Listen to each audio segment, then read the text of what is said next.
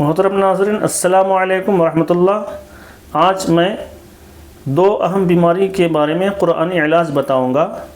سب سے پہلے نگاہ کی کمزوری کے بارے میں۔ اگر آپ کے نگاہ میں کمزوری ہو تو ہر نماز کے بعد اس آیت کریمہ کو 3 دفعہ پڑھ کر دونوں ہاتھوں کی انگلیوں پر دم کر کے دونوں آنکھوں پر پھیر لیں۔ اعوذ باللہ من الشیطان الرجیم، بسم اللہ الرحمن الرحیم، فکشفنا عنک غطاءک فبصرک اليوم حدید۔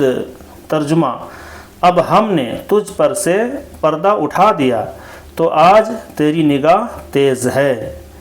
اور کان بہرے ہونے کے بارے میں، اگر آپ کے کان میں یا کچھ سماعت میں کمی ہو اور کان میں کسی طرح کا پرابلم ہو تو اس آیت کریمہ کو 7 دفعہ پڑھ کر مریض پر دم کریں، اور جب تک فائدہ نہ ہو تب تک دم کرتے رہیں۔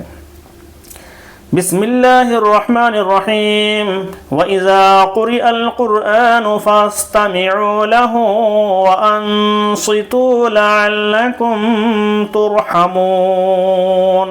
ترجمہ: اور جب قرآن پڑھا جائے تو توجہ سے سنا کرو اور خاموش رہا کرو تاکہ تم پر رحم کیا جائے۔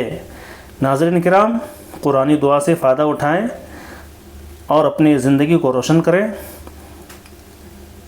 اگر آپ نئے ہیں تو سبسکرائب کریں، لائک کریں، بیل آئیکن دبائیں اور ثواب جاریہ کے لیے دوسروں تک شیئر بھی کریں۔